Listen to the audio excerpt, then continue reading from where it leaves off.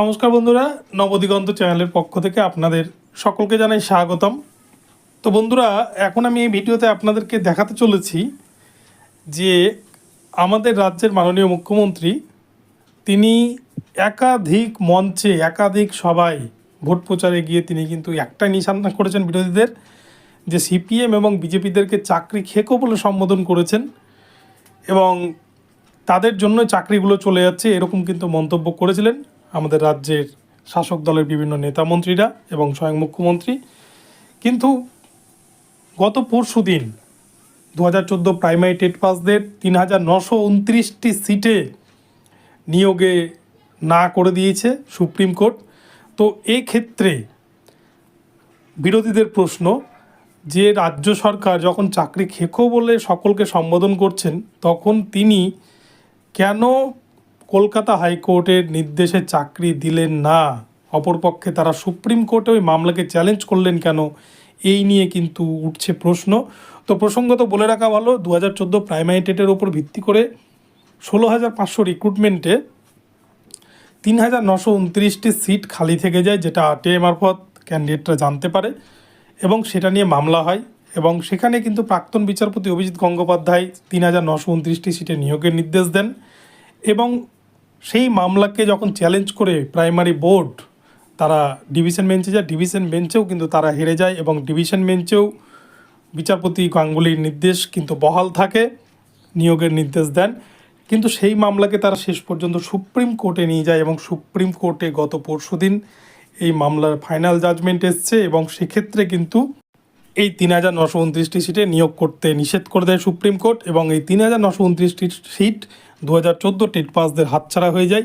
আর এরপরেই কিন্তু কোনো এক টেট পাস প্রার্থী, 2014 টেট পাস প্রার্থী, তিনি মুখ্যমন্ত্রীকে নিশানা করে কি বলেছেন আমরা শুনে নেব।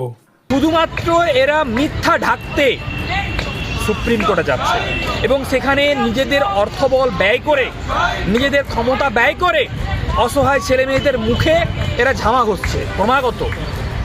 এ হার আমাদের নয়, এ হার সরকারের, এ হার মমতা বন্দ্যোপাধ্যায়ের। কারণ মমতা বন্দ্যোপাধ্যায় নিজেই ঘোষণা করেছিল, তাই এর দায় মমতা বন্দ্যোপাধ্যায় থাকবেই। উনি বলেছিলেন 20,000 চাকরি দেবেন।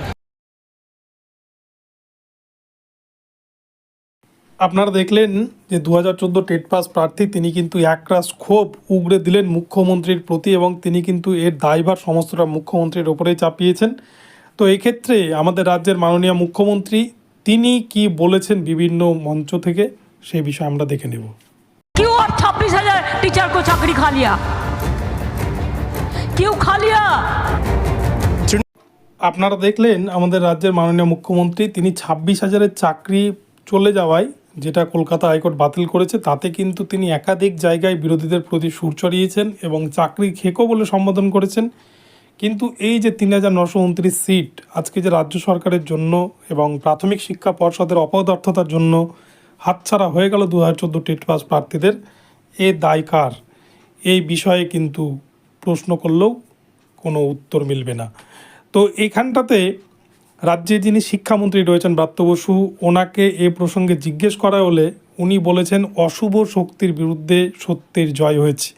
তাহলে কি 2014 সালের টেট পরীক্ষার্থীদেরকে 3,929টি সিটে নিয়োগ করাটা একটা অশুভ শক্তি ছিল? এটা কিন্তু একটা বড় প্রশ্ন এসে দাঁড়াচ্ছে। তো উনি কি বলছেন ঠিক আমরা দেখে নেব যে রাজ্যের শিক্ষামন্ত্রী ব্রাত্য বসু কী বলছেন। আমাকে দেখাতে পারেন জাস্টিস অভিজিৎ গাঙ্গুলির কোনো রায় সুপ্রিম কোর্টে একটিও টিকেছে? একটি রায় দেখান, একটিও টেকেনি।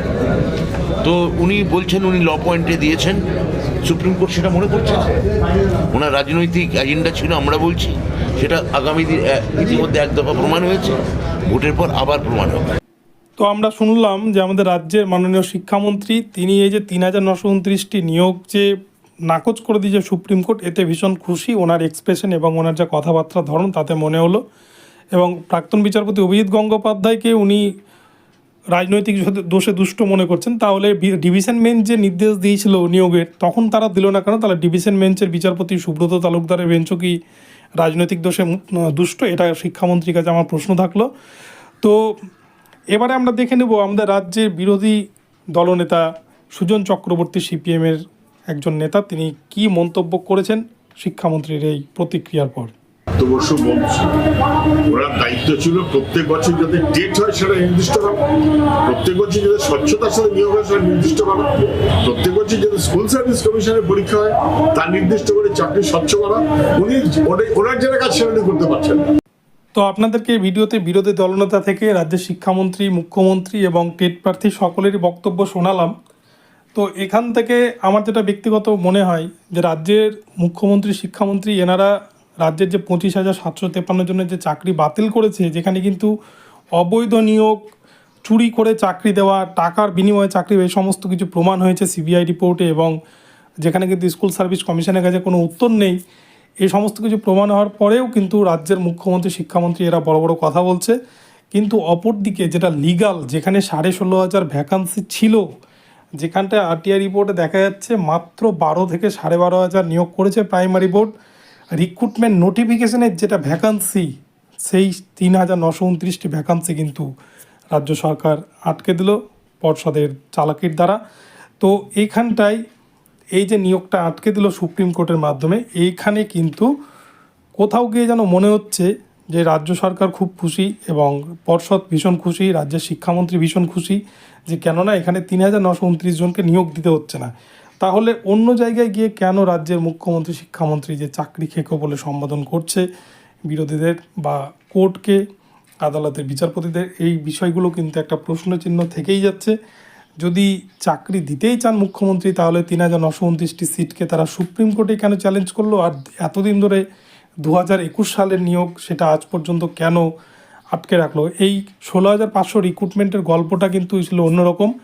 রাজ্যের মুখ্যমন্ত্রী নবান্নের সভাগৃহ থেকে তিনি দুবার ঘোষণা করেছিলেন যে 20,000 টেট পাস ক্যান্ডিডেট রয়েছেন, সেক্ষেত্রে তিনি প্রত্যেককেই কিন্তু ধাপে ধাপে নিয়োগ দিয়ে দেবেন যারা টেট পাস রয়েছেন। এটা 2021 সালে ভোটের আগে, বিধানসভা ভোটের আগে এটা ঘোষণা করেছিলেন। তারপরে মানিক ভট্টাচার্য তখন চেয়ারম্যান ছিলেন, তার আনুকূল্যে কিন্তু 16,500 নোটিফিকেশান আউট হয়। কিন্তু শেষ পর্যন্ত দেখা যায় প্রচুর দুর্নীতি, এবং সেক্ষেত্রে মেধা তালিকা নেই, ওয়েবসাইটে লাস্ট কাট অফ কত ক্যান্ডিডেটদের সেটা নেই, পর্ষদ ঠিকভাবে মেধা তালিকায় প্রকাশ করলো না, অথচ সুপ্রিম কোর্ট বলে দিল যে প্যানেল এক্সপায়ার্ড করে গেছে। তো যাই হোক, এই বিষয়টা যারা এই 3929-এর অংশীদার রয়েছেন, এই বিষয়টা কিন্তু প্রধান বিচারপতির দৃষ্টি আকর্ষণ করা উচিত, এবং রিভিউ পিটিশনের মাধ্যমে সমস্ত প্রমাণ তুলে ধরলে আশা করি এই ভ্যাকান্সিটা কিন্তু হাতছাড়া হবে না 3929 ক্যান্ডিডেটদের, 2014 টেট পাস ক্যান্ডিডেটদের, কেননা এটা তাদের অথেন্টিক, একটা লিগাল, কিন্তু এখানে একটা তাদের চাকরি পাওয়ার সম্ভাবনা রয়েছে। তো যাই হোক, রিভিউ পিটিশনে কিন্তু হয়তো ভাগ্য ফিরতে পারে 3,929 ক্যান্ডিডেটের। তো বন্ধুরা, ভিডিওটি ভালো লাগলে আপনার চ্যানেলটিকে সাবস্ক্রাইব করবেন, এবং এই ধরনের আপডেট সবার আগে সবার প্রথমে পেতে আমার ভিডিওতে লাইক, শেয়ার, কমেন্ট করতে ভুলবেন না। ধন্যবাদ সকলকে, সকলে ভালো থাকুন। পরবর্তীতে আবার নতুন আপডেট নিয়ে আসবো। দেখা হচ্ছে পরবর্তী ভিডিওতে।